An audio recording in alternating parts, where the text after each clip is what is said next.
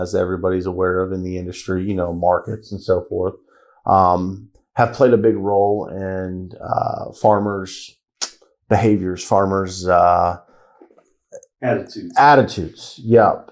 We farm. I mean, I get it too. I mean, I'm looking at my books and going, hey, I got a little bit of money maybe to spend here, but I don't have, lots of money to spend. And we've been seeing that, as soon as the markets tick up, then we'll see more interest tick up, markets go down. So, overall for a company though, it's been decent. It was the first year we put multiple horse planters and horse air seeders in the field, which was a good addition for our business.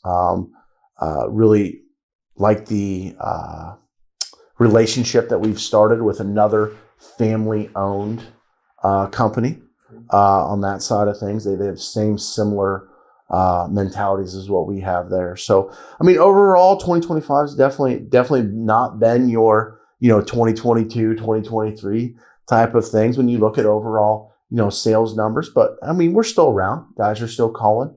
We're still doing the little things to make a difference on that side. And, when the markets do turn around and let's say the technology sales pick up even more, we'll be here for it.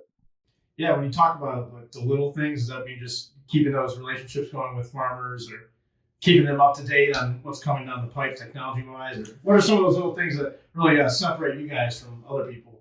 Yeah, it's probably more so on the line of our knowledge. We're continuing to stay in the industry and continue to broaden our knowledge as things come about. I was just at training this week.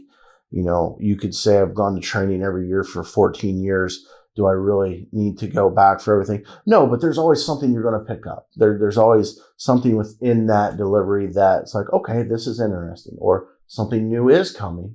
And we got to be prepared to educate ourselves to then educate our growers on what is changing into the world and so forth. So yeah, it's always good to be involved. It's always good to go to some meetings here and there throughout the year, because our growers kind of turn to us and say, hey, what's out there? What are we missing? What are we not looking at on a daily basis, that we should be?